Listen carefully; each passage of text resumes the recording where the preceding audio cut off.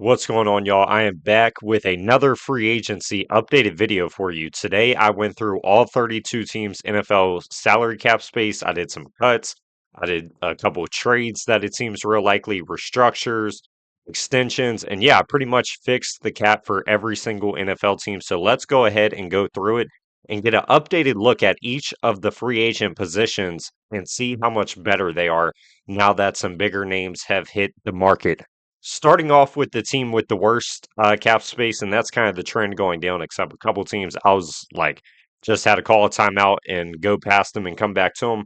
But starting off with the Kansas City Chiefs, I think they have four pretty easy cuts, I'll highlight all right here. I mean, Jawan Taylor has not been good at all for the Chiefs ever since signing that massive deal coming over from Jacksonville. It saves you about 20 million to cut him. I think that's a no-brainer. Mike Dana got a extension last year. I don't think he was all that good. Saves you 9 million to cut him. I do it. And Jalen Moore signed a big extension or a big contract last year coming over from the 49ers. I wouldn't say he was all that good. I mean, he was really the third tackle whenever Taylor and Josh Simmons were both healthy. So I'd probably be cutting him as well to save around $8 million. Christian Fulton, another signing. This is a big reason the Chiefs weren't good this year. Really, a lot of their big signings, none of them either played or just weren't good when they played. So Christian Fulton is another one I would be cutting to save 5 million. I'll get on to the restructure later. It's just Pat Mahomes. It clears 44.5 mil. I'll talk about those later. The Vikings, another team that is starting really around negative 40.2 million in the negative. Seems like they had three pretty easy ones. Javon Hargrave, it saves 11 million. He was solid for the Vikings after signing on last year. I just don't know if he's solid enough for where Javon Hargrave or 11 million in cap space in the situation I'm in. I got Jalen Redmond. I got Jonathan Allen. It's a pretty good rookie class for D tackle in the first two rounds. Think I'd be cutting Javon Hargrave. Ryan Kelly was terrible. He was hurt a lot as well. I'd expect him to maybe retire this offseason. So to save almost $8.5 million by cutting him, no brainer. And Aaron Jones, I mean, openly just criticized JJ McCarthy and them letting Sam Darnold walk. I know, I mean, it's common sense they should have re signed Sam Darnold after what he did in Seattle and how McCarthy has played so far. But I mean, you still kind of don't do that if you're staying on the team. So that kind of leads me to thinking they're going to cut Aaron Jones to save almost $8 million. All right, next up, this one is probably maybe a head scratcher to some. Maybe he gets an extension. I don't know. The Cowboys got to pay Javonte Williams. They got to pay George Pickens, especially Pickens. They're talking about franchise tagging and trading him because of the cap situation. Quentin Williams, I don't know if the Jets ever gave him an extension or not. I can't. Maybe they did, but it's a lot of money if they did. And even if they didn't, he's going to be making a lot of money. Kenny Clark, if you cut him, $0, not a single dollar goes to dead money. You save 21.5 mil. To me, that's a no-brainer. You also already have Quentin Williams, Osa Odigizua. I think you're fine at D tackle. I'd be cutting Kenny Clark. Terrence Steele just is not that good. I mean, like I said, with the cap situation and some of the big names you got to re-sign, I would be cutting Terrence Steele in a heartbeat to save almost $9 million. Malik Hooker as well. He's 30 years old. Safety is pretty easy, I feel like, to replace. Donovan Wilson is better, and he's a free agent. You can cut Malik Hooker to save 7 mil. I would do that.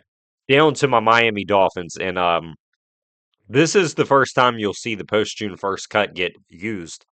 And yeah, let's just go ahead and talk about it. Starting off with Tyreek Hill, it's a no-brainer. It saves almost $23 million.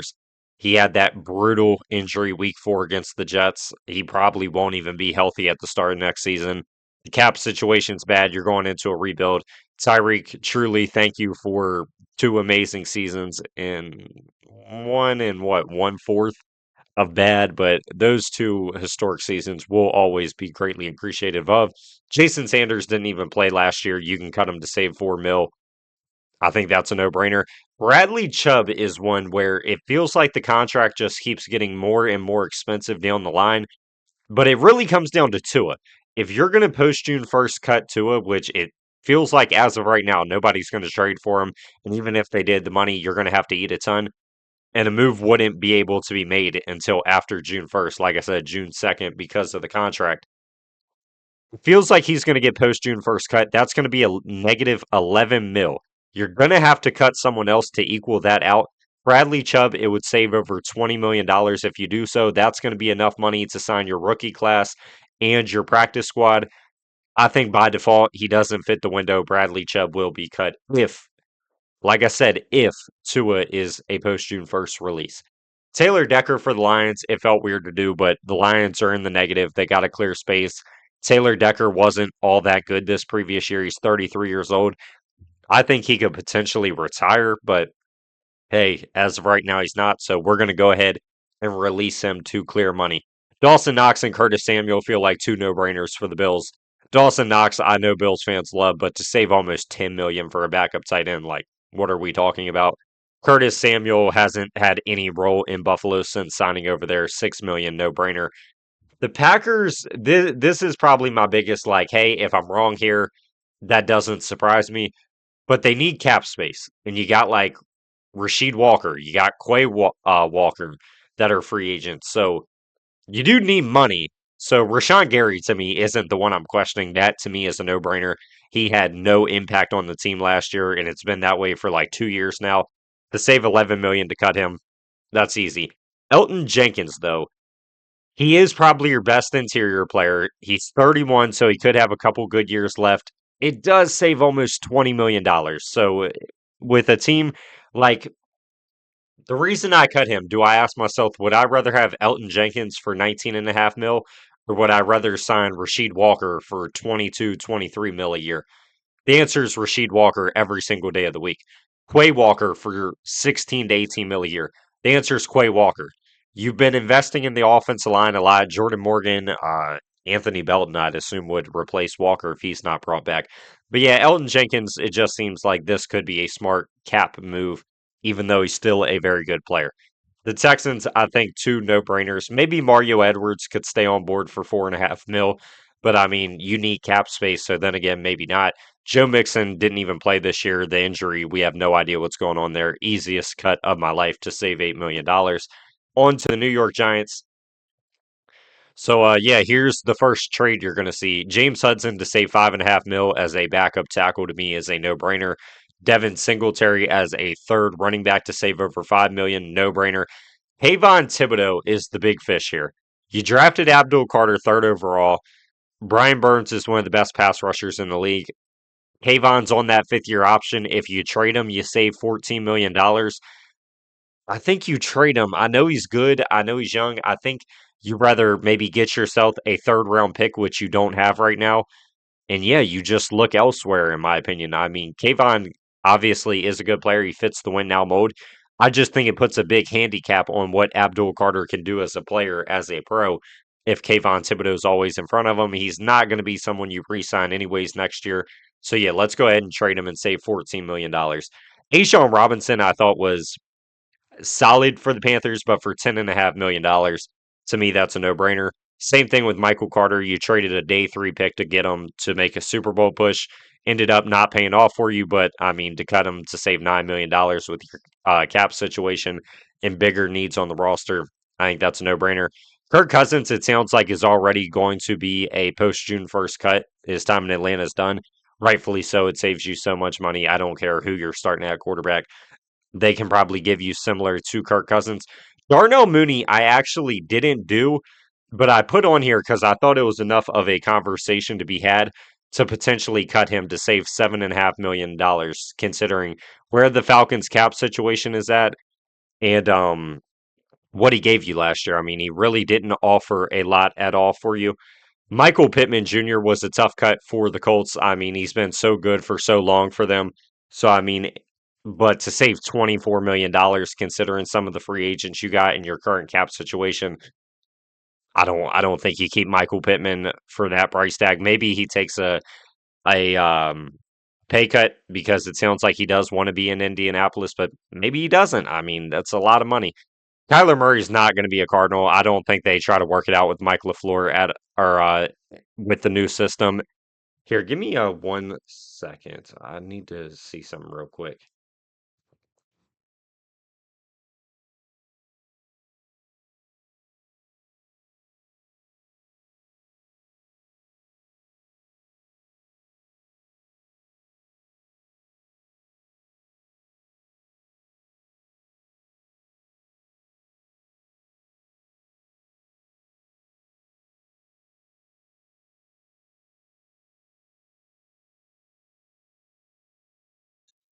All right. Technical difficulties, we'll call it. And Burst Sports himself is not a editor, so we are back.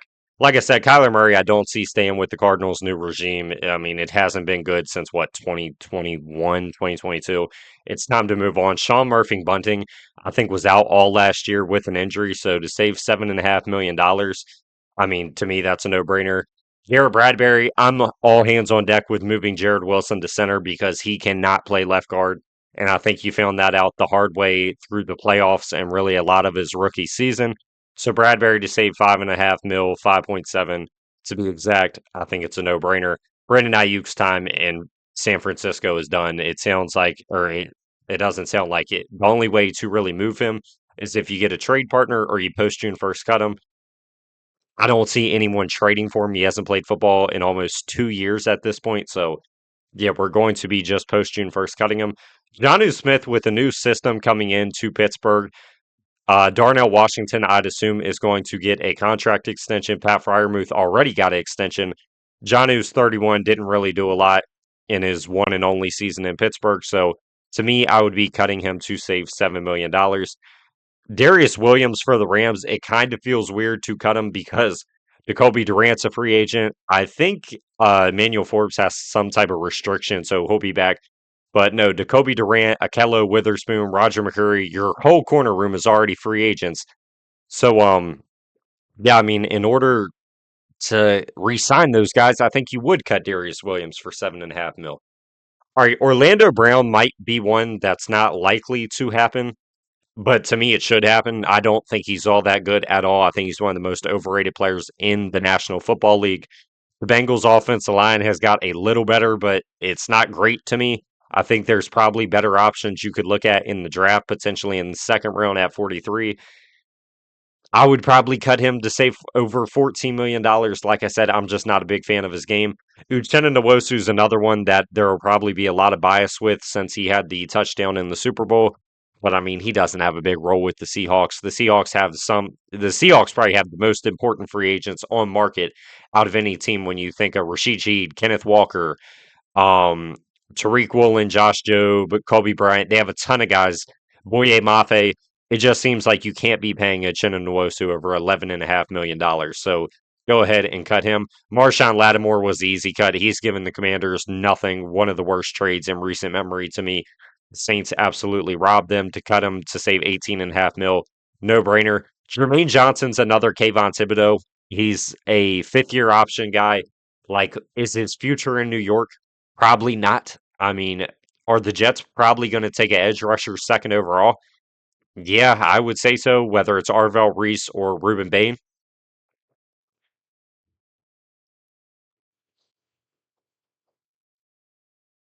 Fuck was that? I think we're back. Hopefully y'all can hear me. I don't know what just happened. It just cut off. Justin Fields, also for the Jets, feels like an easy post June 1st cut. I mean, Woody Johnson openly criticized himself after the season. And yeah, let's go ahead and go to the final cuts real quick. Mekhi Becton was terrible for the Chargers. He was hurt a lot. Even if you have a lot of cap space, not someone I'm interested in bringing back.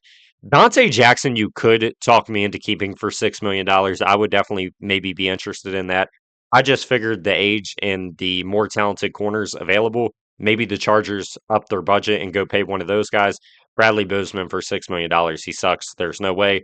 Raiders, two easy cuts. Alex Kappa's terrible. Geno Smith was terrible. I think those are two easy cuts for $13 million. And then the Titans. Give me 1 second once again.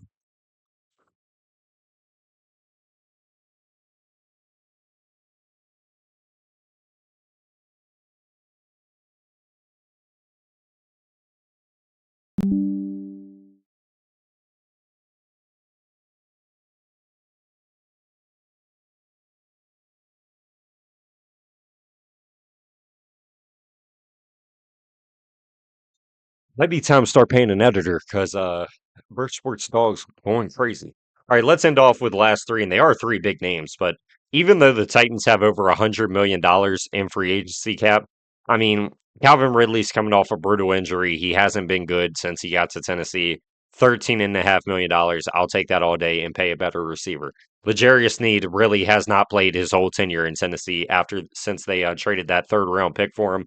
I think it's time to move off of him as well, going into a new regime change.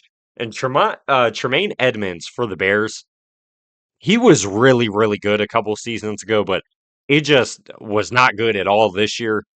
And I mean, in their current cap situation, it is kind of hard to make money happen. So he feels like someone that's going to have to get cut to save over $15 million. And yeah, let's go ahead and go to the restructures real quick. I'm not going to talk about a lot of them.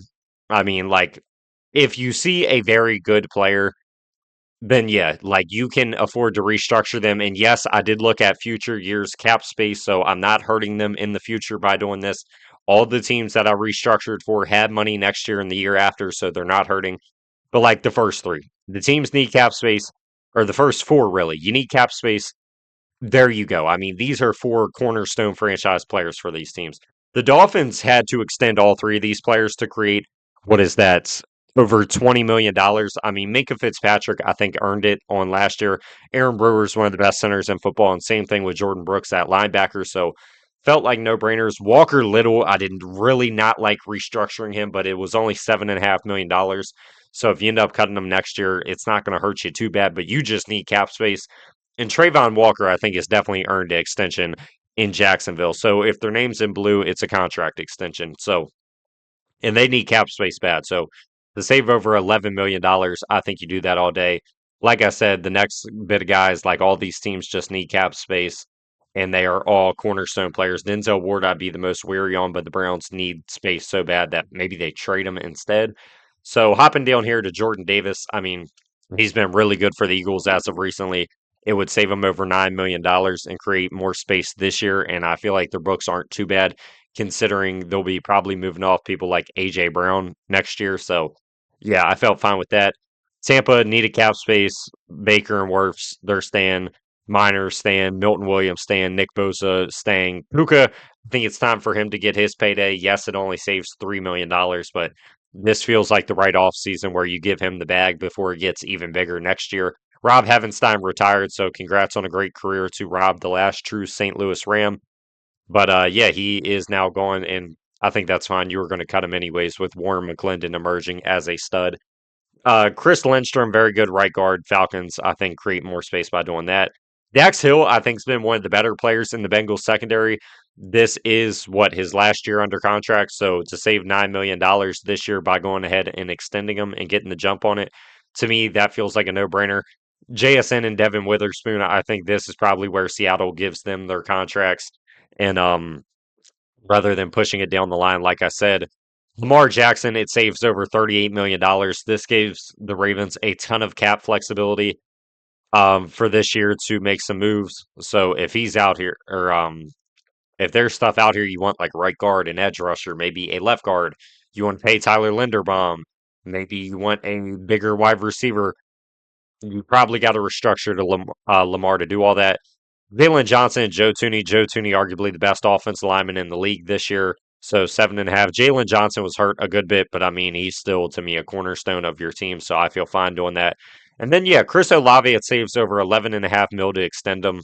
I think he's earned it. So let's go ahead and do that. Chase Young was fantastic. Eric McCoy's one of the better centers in football. That's what, almost 18 more $1 million by saving. So, yeah, that is everything I did for free agency. Now, granted, more players will get cut. Some of these guys won't. Like I said, I know some I'll be wrong, but just bear with me. Let's go ahead and go on to the positions very quick and talk about the new guys overall. I mean, quarterback got a lot better. Kyler Murray.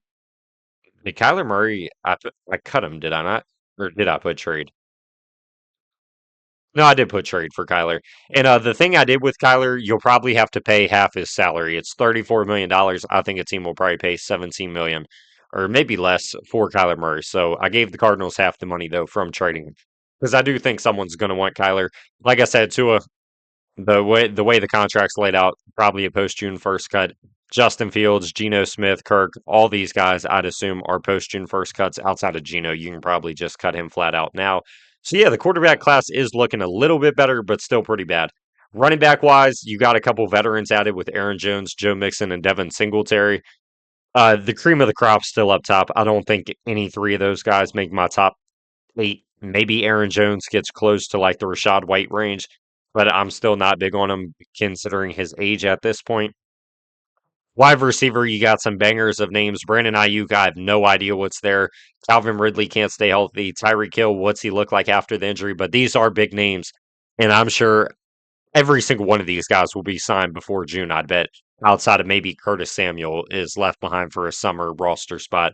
But yeah, the wide receiver room looks really, really good in this offseason group. So yeah, I mean, you got some big fish added to the pond. Tight end, I think you got two solid backup options like Jonnu Smith. I think could go with Mike McDaniel to LA. Maybe Will Disley is cut. Tyler Conklin's not going to be brought back, so I think that's a potential suitor. And Dawson Knox is a very good tight end too. He's just going to have to take a pay cut to stay in Buffalo, or he's going to be released because of the contract. But yeah, tight end group I would also say is very good overall as well. Tackle, this is the group that needed talent the most. This tackle class outside the top three was horrendous. But you got about, I would say these top, what is that, five? Yeah, some of them I would not want to start, but I think it is possible that they can be starters. James Hudson's like a Larry Borum type of player, just fills in if there's an injury or something. But yeah, Taylor Decker, I feel pretty good about. Orlando Brown, meh. Terrence Steele, meh. The two Chiefs, I really do not like at all, but I think I could see a team taking a flyer on them as starters. The interior players, I left a couple off. Elton Jenkins is obviously the cream of the crop right here. Ryan Kelly can be a good center if he's healthy. Garrett Bradbury to me is depth at this point. Mekhi Becton can work in the right system, but if it isn't the right system, it just does not work clearly. That's shown in New York and LA now. But Philly, he was very good. And Bradley Bozeman is not all that good. So I'm not worried about him either. Interior defensive line, I do think some solid names got added, especially Kenny Clark and Javon Hargrave. I think they can help winners right now on 1 year deals. Ashawn Robinson's a fine rotation guy. Same thing with Mario Edwards. But yeah, the top two are definitely the players you're looking at there. The edge group got a lot better. Granted, two of them you're probably trading for with the 5th year options with KT and Jermaine Johnson. But even like Bradley Chubb, Rashawn Gary, Mike Dana, Chuna Nwosu, those guys can help you win right now, especially Chubb. I would say he was still pretty good for my Dolphins last year. Rashawn Gary, I don't know what's going on there. But yeah, very talented edge group, in my opinion, with a lot of veterans. Linebacker Tremaine Edmonds is the only notable thing added, but it's a big fish in the pond. Definitely a top 10 linebacker added in the free agency. And hell, if he can get back to what he was a year ago, maybe the best one here. Going on to the secondary players corner, there were a ton of guys added, a lot of veterans though. Like L'Jarius Sneed, Lattimore, they've been very good players in the past. Are they still that? I don't know. Dante Jackson, I think that might have been a mistake on me. I edited this probably over half a week ago, so yeah, I think that's a potential guy that stays. Christian Fulton wasn't healthy. So yeah, Malik Hooker was the only safety that ended up getting cut, which I think with the Cowboys cap situation, that's probably the case. And yeah, this is now the money overall after all these cuts. So yeah, let me know how you are feeling about your team's cap space. Did I do a good job, bad job? I would say some of these, like the Jaguars, my hands were tied behind my back. There's nothing Jacksonville can really do this offseason. And yeah, this will be the money I use leading up to my free agency predictions video that will come out. Hell, I'm getting my wisdom teeth out soon. So probably early March, the beginning of March. So that will be the next free agency video. But yeah, man, I hope y'all enjoyed. And if you have any questions, feel free to drop them in the comments. And until next time, man, peace out.